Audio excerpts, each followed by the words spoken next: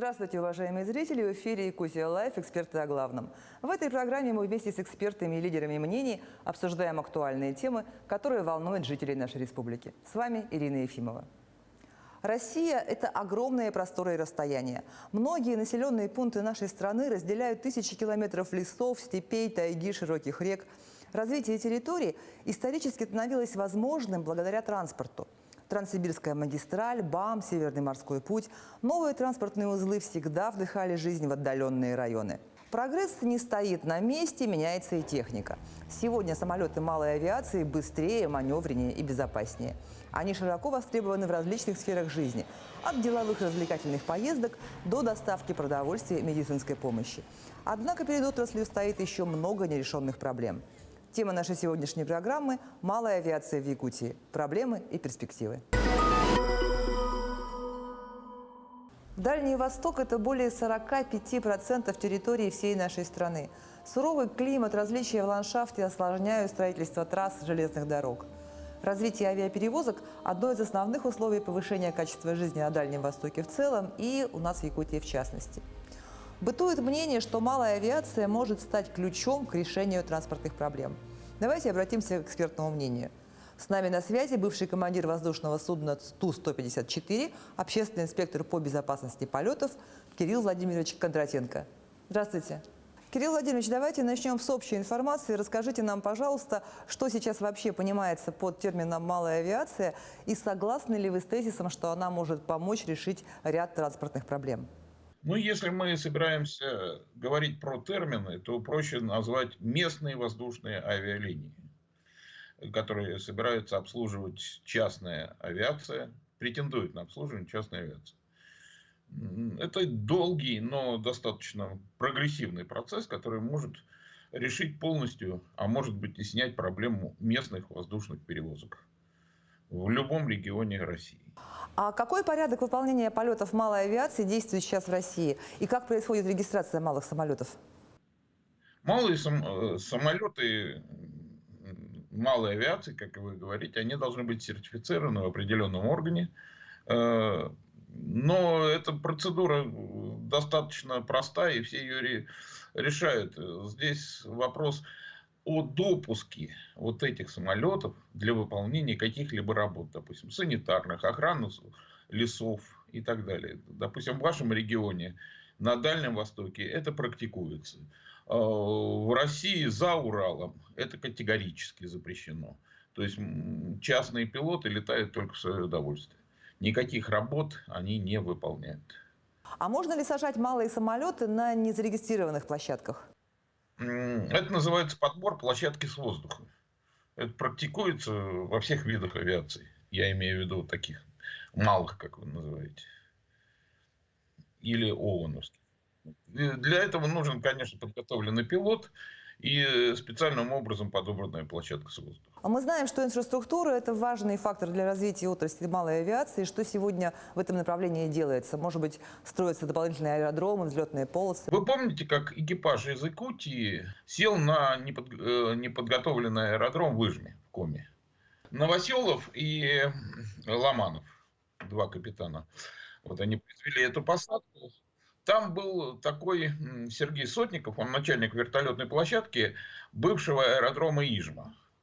Как-то на встрече с руководителем он задал вопрос, вернее, ему было задан вопрос, а что же вы этот аэродром вели, грубо говоря, поддерживали техническое состояние? Он говорил, я надеюсь на развитие малой авиации. Ему говорят, ну да, хорошо, мы подумаем над этим вопросом. ВОЗ и ныне там. Организация местных воздушных линий, как она осталась Советского Союза, так в принципе она глубокой модернизации не подверглась. Кирилл Владимирович, а какие программы финансирования и поддержки существуют сейчас для малой авиации? Насколько вообще необходима государственная поддержка в этой отрасли? Во-первых, надо государственная поддержка, это первая юридическая сторона вопроса, разобраться с ней. Необходима организация учебных центров по подготовке именно по видам работ. Обучение летного состава по видам работ. Допустим, авиационно-химические работы, аварийно-спасательные работы и так далее. Это все требует определенной подготовки. Необходима организация этих центров продления именно Сейчас это делается на базе старых управлений гражданской авиации, но, в принципе, относится как к пасынкам. Необходимо решить эти вопросы отдельно. То есть, центры подготовки, именно не первоначальной летной подготовки, а именно подготовки по работе продления пилотских свидетельств или лицензий на виды работы в малой авиации. Решить обязательно вопрос финансовой отчетности. То есть, под самолет не надо делать бухгалтерскую структуру, открывать какую-то фирму и так далее. Надо продумать и этот вопрос, чтобы пилот мог спокойно, нормально вести какую-то бухгалтерскую отчетную деятельность и что-то платить государству, какие-то деньги получать самому, именно адресно. Выполняя, допустим, какие-то работы, социальные работы авиационные. Спасибо. Как грамотно воспитывать и обучать пилотов? Стоит ли открывать больше государственных летных училищ? И как упростить получение лицензии для простого человека, который хочет стать пилотом? Ну, существует два, как я уже сказал, вида подготовки летного состава. Это первоначальная, этот вопрос решен полностью, как в частном, так и коммерческих пилотов, линейных впоследствии пилотов на данный момент. Именно нету у нас центров по подготовке пилотов местных воздушных авиалиний, тех пилотов, которые пришли из частной авиации. Грубо говоря, человек получил свидетельство пилота, частного пилота, любителя. Ему есть потребность региона в выполнении каких-то авиационных работ. Он готов их делать. Ему надо где-то научиться. Ему надо сдать экзамены. За него должны поручиться какие-то инструктора, которые дали ему допуск к этим полетам. Вот этого вот у нас нет. Небо всегда привлекало храбрецов и мечтателей по всему миру. Этим летом британский пилот Трэвис Лаппоу совершил невозможное. Юноша облетел на легкомоторном самолете весь земной шар. Он стал самым молодым авиатором, совершившим кругосветное путешествие в одиночном полете, и попал в Книгу рекордов Гиннесса. На тот момент Трэвису не исполнилось 19 лет. На своем пути юный пилот преодолел примерно 40 тысяч километров, а также сделал несколько остановок в городах России. С нами на связи юный авиатор, который бросил вызов, победил и вошел в Книгу рекордов Гиннесса. Hello, Travis. Добрый день, Трэвис. Расскажите, как вы решили стать пилотом и что привлекает вас в профессии? Yeah, well, I've had the idea of becoming a pilot for a long time. I've always loved flying. Я всегда хотел стать пилотом, мечтал об этом с самого детства. Но, если честно, я никогда не верил, что это возможно. И вот однажды мне попалась книга «На крыльях вокруг света» британского автора Полли Бетчер. Она 2 раза облетела весь мир на легкомоторном самолете. Это была невероятная книга. И вот мне довелось однажды попробовать полет на глайдере. В 12 лет я впервые по-настоящему отправился в небо. Этот опыт навсегда останется в моей памяти. Тогда-то я и понял, что могу быть пилотом.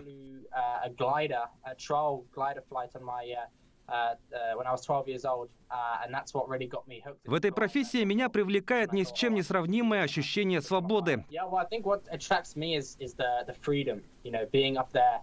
Когда ты в небе, единственное, о чем тебе нужно думать, это сам полет. Все, что беспокоит, остается на земле. В небе же ты можешь делать все, что угодно.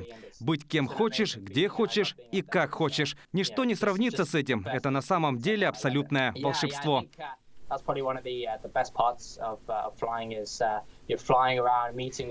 Настоящее счастье для пилота — это возможность встречаться с новыми людьми. Когда у тебя есть самолет, то границы будто исчезают. И ты видишь уникальные вещи, встречаешься с прекрасными людьми.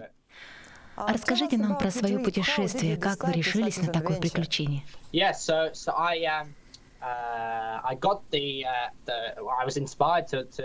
Да, все так. Я побил рекорд Гиннесса, и меня на это сподвиг полет в 14 лет. Тогда я впервые поднялся на глайдере абсолютно один. Это было совершенно особое ощущение. В этот же день я наткнулся на статью про одного австралийца, который стал самым молодым пилотом, облетевшим земной шар. И в этот день меня словно озарило. Вот что я должен сделать. И я сказал себе, что смогу это сделать.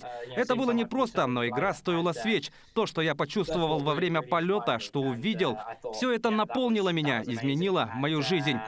Чего только стоит полет над Россией. Озеро Байкал, невероятная природа, горы, Сибирь. Мне безумно понравилось летать над Россией. Очень хотел бы повторить свое путешествие. Being up there again, the sights that I saw were incredible. The views. Flying over Russia was amazing.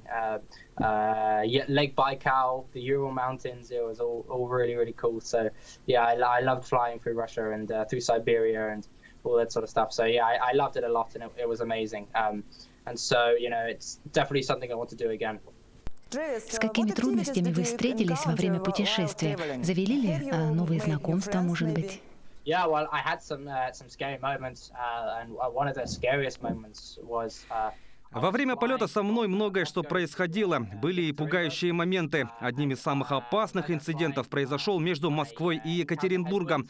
Когда я летел в сторону Екатеринбурга, мне навстречу дул сильный ветер. Лететь было крайне сложно. Когда уже подлетал к столице Урала, то обнаружил, что бензин почти закончился. Его оставалось на 10 минут. Для легкомоторного самолета это почти ничего.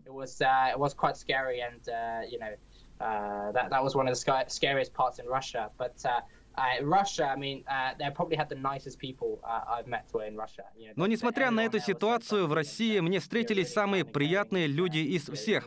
Каждый был очень добр ко мне, внимателен. Я впервые оказался в России и сразу полюбил ее. А вообще было много разных инцидентов. В Америке, например, меня чуть не посадили в тюрьму. Я без разрешения приземлился на частную полосу. Куда-то не туда завернул. У самолета меня встретил офицер полиции. Держал руку на пистолете. Обещал посадить меня в тюрьму. Несмотря ни на что, это был потрясающий опыт.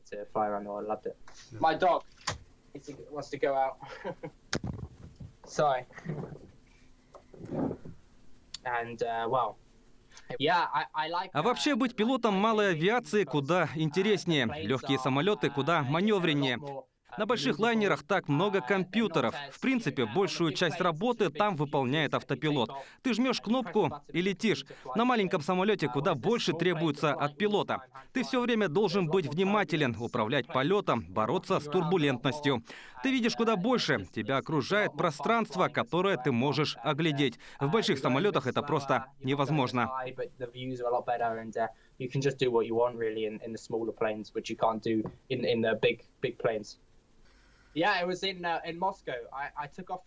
А еще в небе над Москвой со мной произошел необычный случай. Когда взлетал из Москвы и только начинал полет до Екатеринбурга, то в зеркало увидел 2 российских истребителя у себя на хвосте.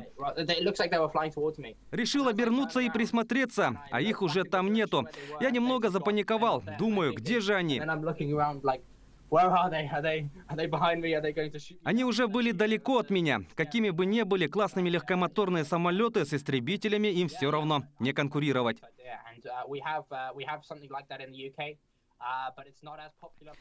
В Европе малая авиация используется по-разному. В последнее время популярность набирают особые сервисы авиатакси.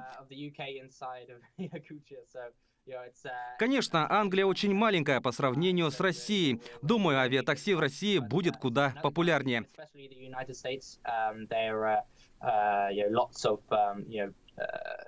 Ведь у вас такие расстояния. В Соединенных Штатах, например, авиатакси малой авиации очень популярны. Думаю, в Якутии они также будут пользоваться спросом. Какие советы вы можете дать начинающим пилотам и какие планы у вас на будущее?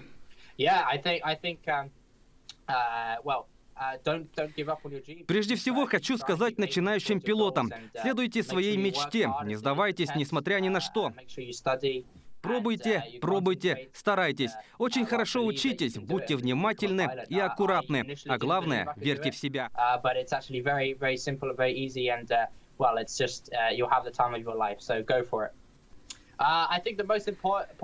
Для пилота очень важно всегда оставаться спокойным. Если что-то идет не по плану, не паникуйте.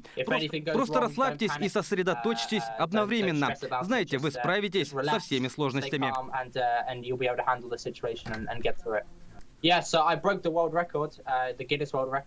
Все возможно. Вот я, например, побил рекорд Гиннесса. Секунду, я вам кое-что покажу.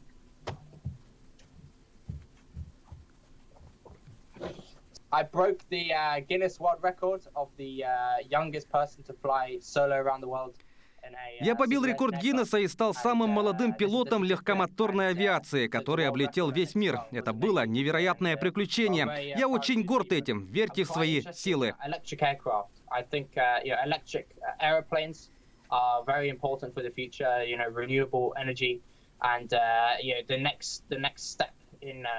Планов очень много. Освоить электросамолеты, ведь за электроэнергией будущее. Очень важно развивать экологичные виды транспорта, заботиться об окружающей среде. Мне бы хотелось стать пилотом-испытателем электросамолетов и войти в историю. Thank you very much, Travis. Bye.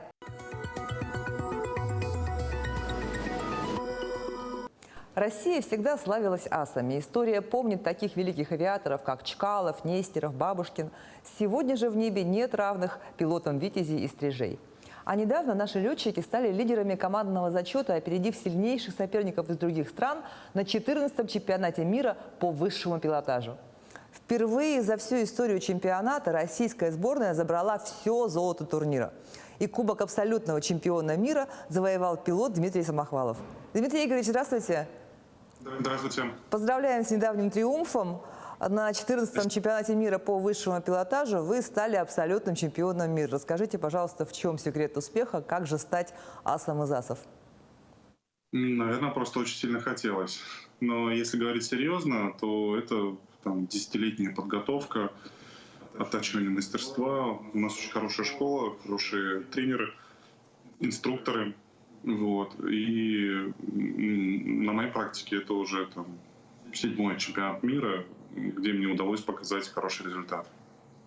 Вот вы соревнуетесь с летчиками из разных стран. Расскажите, пожалуйста, в чем особенности летных школ наших конкурентов и в чем особенности нашей летной школы? Я бы это не назвал летной школой. Просто летная школа — это, наверное, первоначальное обучение, когда пилот осваивает взлет, посадку, перелет из одного аэродрома в другой. То есть учится пользоваться самолетом как транспортным средством, как автомобилем. Вот. А высший пилотаж — это все-таки следующая грань, когда мы выходим за рамки обычного полета и можем ввести самолет в такой режим, в котором он не управляется, и безопасно из этого режима выйти и продолжить полет. Наша команда имеет большие исторические корни. Это соперничество шло еще со времен Советского Союза. Сильнейшие команды в мире, как зародился высший пилотаж, шло авиастроение, строились самолеты и осваивались, соответственно, всевозможные маневры. И было такое соперничество между странами. Летать хорошо, но еще и строить самолеты. И, соответственно, так была конкуренция, и осваивались новые технологии, самолеты становились все прочнее. Они из штучного производства начали строиться серийно. Сначала это массовые самолеты были фирмы Яковлева, Як-52, Як-55, потом появились самолеты фирмы Сухого, Су-26, Су-31, Су-29. Эти самолеты 80-е, 90-е и даже в начале 2000-х дали очень сильный толчок высшему пилотажу по всему миру. Эти самолеты можно встретить на любом континенте, их выпущено очень большое количество. Вот. Потом в 2000-х немецкая компания «Экстра» начала массово производить тоже очень хорошие самолеты. И сейчас на чемпионатах мира техническая сторона вопроса она стала равной, то есть самолеты у всех приблизительно одинаковые. И на первое место уже выходит мастерство пилота. Тут два момента. Первое — это физическая подготовка, моральная. Вторая — это все-таки техника пилотирования, что очень много нюансов. Как правильно выполнить? Наверное, это можно сравнить с фигурным катанием. То есть первое — нужно стараться тренироваться, иметь технику. Второе — это, конечно, нужно знать секреты выполнения, и очень хорошего тренера. У нас с этим в стране проблем нету. В Якутии планируют развивать малую авиацию. Как известно, кадр решает все. Расскажите, пожалуйста, как, на ваш взгляд, создать лучшие условия для поколения пилотов? Как привлечь специалистов? Ну, я думаю, что тут нужна государственная политика, потому что, конечно, с одной стороны, самолетный спорт, он достаточно затратный в финансовом плане. Инфраструктура, самолеты, топливо, это все требует больших затрат. Вот, с одной стороны, можно, конечно, к этому отнестись как к некому баловству и типа с вопросом «зачем?». Но с другой стороны, во всем мире именно малая авиация, инфраструктура выполняет очень большую функцию, ну, как транспортную, когда вам нужно передать маленькую посылку, когда нужно доставить больного, нужно кого-то найти.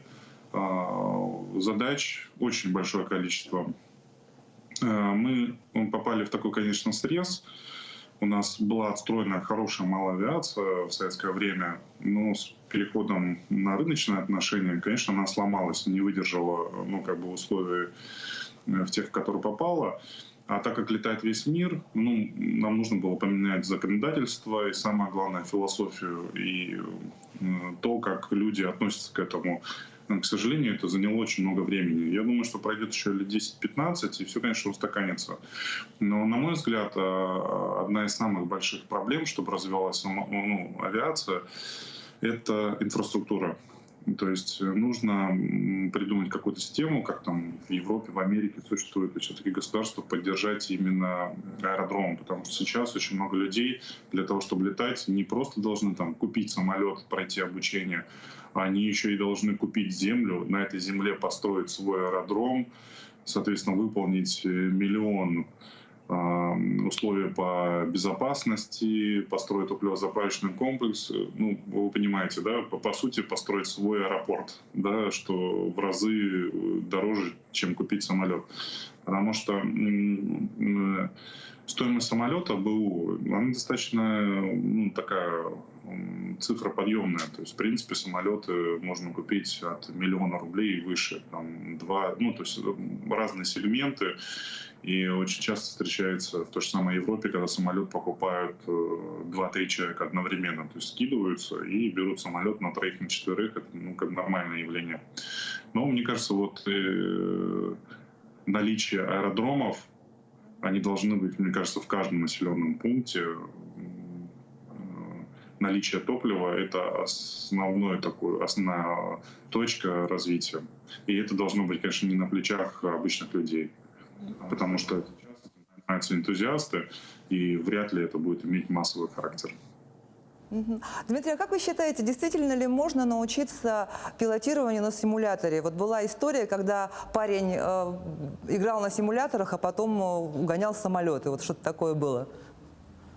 Ну, я думаю, что это из области фантастики, но на сегодняшний день симуляторы стали, конечно, настолько реальны. Я сам в своей практике очень много занятий проходил на симуляторе, и когда даже мы, допустим, собираемся на какой-то чемпионат мира, и мне нужно осмотреть аэродром, понять какие там ориентиры, ну, вообще как бы какое-то впечатление сделать. Допустим, в этом году был карантин, и невозможно было попасть. То есть я запускал симулятор и ставил там самолетик какой-нибудь прогулочный и летал, осматривал это место. Я считаю, что симулятор — это очень круто, классно, он экономит средства. И там радиообмен, навигация, ну, практически работает 100%. Это даже взлет и посадку можно на симуляторе освоить. Я думаю, что это очень сильно экономит средства и дает как бы попробовать там определенные режимы. Для обычного пилота симулятор — это классная штука. Пилотаж освоить на симуляторе, наверное, сложно, потому что тут на первую роль выходят физические нагрузки. Потому что нужно не просто управлять, а именно испытывать их. Симулятор этого, конечно, не даст. Ну и последний вопрос. Как вы поддерживаете свою форму в перерывах между соревнованиями? Чем занимаетесь? И не думали ли когда-нибудь переквалифицироваться в пилота частной авиации? Но все спортсмены у нас, которые летают по нормам гражданской авиации, они уже частные пилоты. То есть у нас невозможно заниматься высшим пилотажом, не став летчиком. То есть ты должен сначала пройти курс первоначальной подготовки, получить свидетельство пилота, потому что у нас полноценный полет, мы должны подать флайт-план, получить разрешение, перелететь.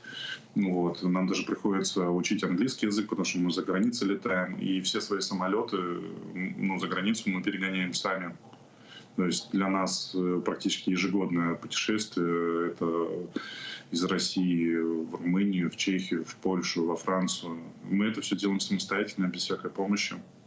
Пролетаем либо через северные страны, либо через Белоруссию. Ну, как раньше летали через Украину. Вот это часть нашей работы. Мы все пилоты частных.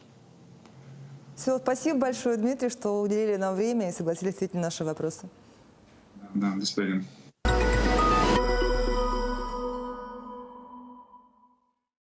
В советское время для освоения севера обращались к помощи малой авиации. В СССР легкомоторные самолеты также использовали и в сельском хозяйстве, и для борьбы с пожарами. Для жителей Крайнего Севера малая авиация превратилась в подобие общественного транспорта. Регулярные авиаперевозки осуществлялись в райцентре из поселков и деревень, что помогало решить множество вопросов. Здравствуйте, Иван Владимирович. Добрый день. Расскажите, пожалуйста, как у нас сегодня обстоят дела с малой авиацией в республике? Вопрос о развитии малой авиации в Республике Саха мы вплотную занялись 5 лет назад. Это мы в феврале 2016 года зарегистрировали ассоциацию нашу. И с тех пор вот 5 лет работаем по изменению. Первая задача была это изменение федеральных авиационных правил. И в результате этих работ мы добились того, что, вот как вы сказали, 1 января 2021 года нам разрешены 55 видов авиационных работ. Ранее разрешалось только 6. Для решения этой задачи очень большую помощь оказал Комитет по экономической политике Совета Федерации. И 26 ноября 2019 года был круглый стол по вопросам развития малой авиации. И там я внес свои предложения, а один из них был вот увеличение перечня авиационных работ. И она вот по рекомендации Комитета по экономической политике Совета Федерации Минтранс вот в течение 2020 года отработал и с 1 января ввел вот эти разрешения на 55 видов авиационных работ.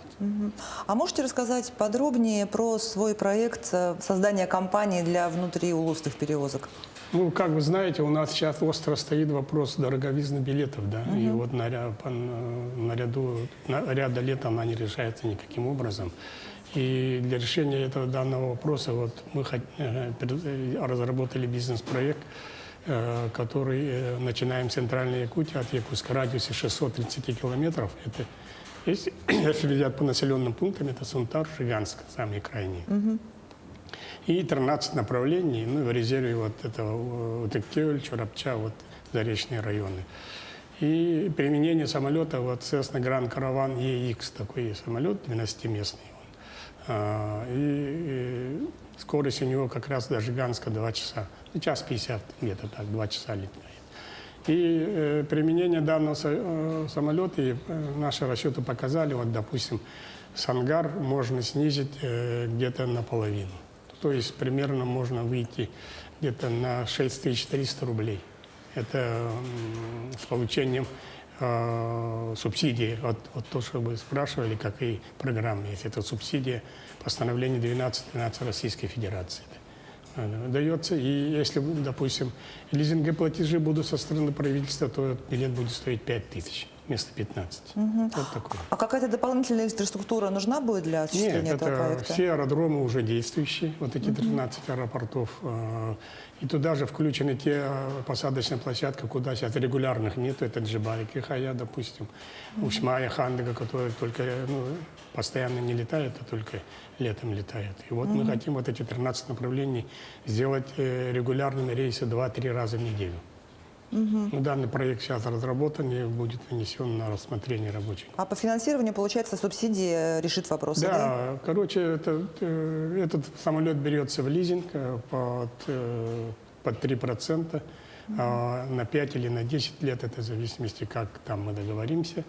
И правительство Российской Федерации, понимая, что самолеты очень дорогие, этот самолет стоит новый 2 миллиона 750 тысяч долларов, это где-то в рублях получается, по нынешнему курсу где-то 205 миллионов. Из них 74, согласно вот этой программе, должна выделить правительство Российской Федерации.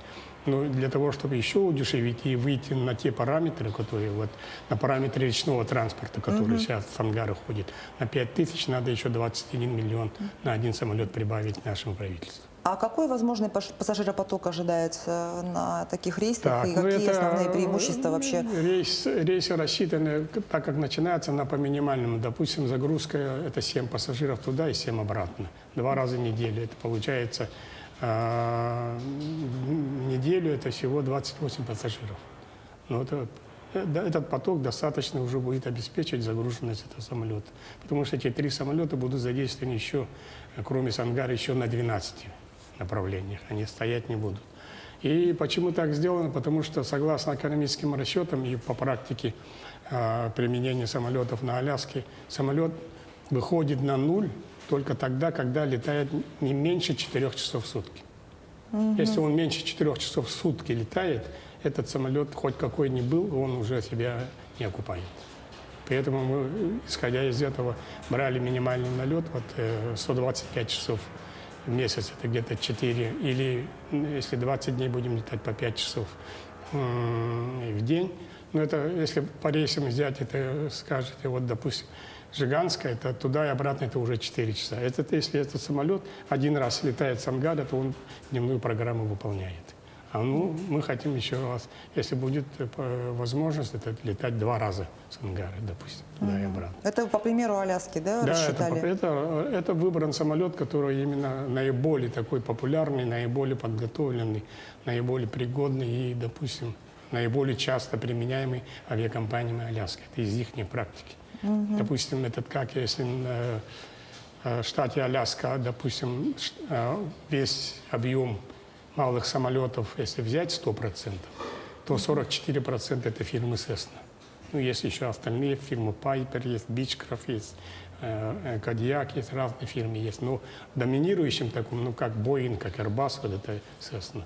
И все авиакомпании, допустим, в которых я стажировался в свое время и изучал их опыт, они в основном все летают на Cessna. Это уже такой проверенный самолет. И он летает, есть мыс Барроу, который выше Тикси нашего. Там вообще погода это страшная. И есть Ном напротив нашего проведения, это тоже, там 22 каравана летает. Они частенько залетают в Чукотку через Ном. И с этими владельцами, собственниками, генеральными директорами я последний раз в 2018 году с ними я разговаривал. Они спрашивали, какой самолет рекомендуют. Они сказали, новый Cessna Grand Caravan EX с двигателем, который 140-м двигателем. Это такой хороший вариант. Спасибо. Но развитие авиации невозможно без строительства аэропортов, но вы сказали, что инфраструктура у нас, в принципе, уже готовая, для нашего бизнес-плана, эти 13 аэропортов, они, в принципе, пригодны для перевозки пассажиров. Но если, допустим, брать территорию Республики Саха-Якутия в полном объеме, то у нас, допустим, раньше было, в советское время, 456 площадок. Это считайте, если у нас 426 и где-то 450 населенных пунктов, каждая деревня имела свою посадочную площадку. Это было требование обкома партии, допустим, как я работник, подтверждаю. Они считайте, в Усалданском районе маленьком 10 площадок было. 10, это подтвердят те, которые пожилые товарищи. 10 площадок, такой маленький район. А сейчас они в каком состоянии? А сейчас там только одна осталась в Барагонцах, и все. Сейчас в Икеле застроили домами, Чурапче застроили домами, в Мае застроили домами. Сейчас одна площадка осталась в Амге и Барагонцах. Все, заречных районов, которые были. Я не говорю уже по деревням, которые были площадки, допустим, там Черекты, Дегдали, Кыллаи, это Узалдане. Они так, сейчас номинально так присутствуют, будем говорить. То есть их со временем нужно будет восстанавливать? Когда мы делали концепцию развития малой авиации Республики Саха-Якутия, мы первоначально заложили туда разработку 2 программ. Первая программа – это приобретение и обновление воздушных судов. Мы не будем же на Ан-2 людей возить. Второе – это восстановление и строительство посадочных площадок, хотя бы половину то, что было в Советском Союзе. В настоящий момент мы имеем 105 площадок, из них только 36 самолетные. Остальные все вертолетные. Подсчитайте, сколько нам надо работать. Для этого надо именно эту программу сделать и финансировать строительство и реконструкцию, восстановление посадочных площадок А ранее вот это нашим бюджетом невозможно было, потому что посадочные площадки были в ведении Российской Федерации. И вот в 2016 году, где-то в конце мая, вышло постановление, и они передали вот эти посадочные площадки в ведение субъекта, и сейчас субъект имеет, согласно бюджетному кодексу, имеет право финансировать. Кроме вот этого проекта первого, который именно у нас снижает стоимость билетов от Якутска до районных центров, в радиусе 630 километров, у нас еще разработан проект уже трехместного самолета маленького, который будет отработан в Кобяйском Улусе, там 10 площадок. И там тоже дается, во-первых, там будет регулярность 2-3 раза в неделю, то же самое. И регулярно, это постоянно будет самолет летать. И второе, там где-то будет снижение цен тоже где-то до 40%, которые сейчас существуют. То есть это перелеты внутри Улуса? Это чисто внутриулусные, которые субсидируются. Там никаких лизингов, ничего не надо. Там это именно предлагается республике купить. 25 миллионов она стоит и передается авиакомпании, которая будет это оператором, как вот этот, как инструмент дается кузнецу или столяру, вот передается авиаторам, и они этот проект. И на этом проекте мы отработаем, что же нужно сделать, чтобы все было хорошо, какие недостатки, все. Это вот типа пилотный проект. И этим мы почему взяли трехместный, потому что мировая практика Канады и Аляски показывает, что где поселки, где живут 100, 150, 200, Ан-2 большой, это 9-12 мест, они большие. Тогда регулярность может быть раз в 10 дней только, потому что это загрузка. Лучше меньше, но чаще. Да, загрузка нужна для Ан-2, согласно расчетов. Это где-то 66% загрузки взять. Туда и обратно 16 человек должен быть на рейсе. 8 туда, 8 обратно. Но если, допустим, вот в Джаргалах 150 человек, 3 раза в неделю по 8 человек не будет. Они все слетают. А вот 2 человека, которые нам нужны для трехместных, если мы 2 человека берем, мы уже на нуль выходим. 2 человека мы всегда найдем 2 раза в неделю. И в дальнейшем, после отработки этого проекта, мы собираемся делать, чтобы поселок утром и вечером был. Допустим, утром человек улетел, а вечером вернулся. Зубы себе там опломбировал и вечером вернулся. Ну, как в советское время. Вот поэтому девиз такой: даешь советскую малую авиацию. Хорошо, Иван Владимирович, спасибо вам большое. Вам спасибо. Высокий потенциал развития малой авиации в Якутии дает многим компаниям стимул начать свое дело. И, возможно, уже в недалеком будущем добираться до самых дальних точек нашей республики будет проще и быстрее. Сегодня малая авиация в России ждет разрешения на взлет. Спрос на постоянное авиасообщение в отдаленных городах и населенных пунктах растет с каждым годом. Перспективы данной отрасли не ограничиваются лишь частными полетами. Малая авиация – это не только хобби и развлечение, а ключ к решению разных проблем. Важно продолжать развитие, перенимать лучшее из зарубежного опыта, а закрепить будущие успехи поможет мастерство наших пилотов. С вами была программа «Якутия Лайф. Эксперты о главном» и я, ее ведущая Ирина Ефимова. Смотрите нас по будням в 19:15. Расскажем, чем живет Якутия.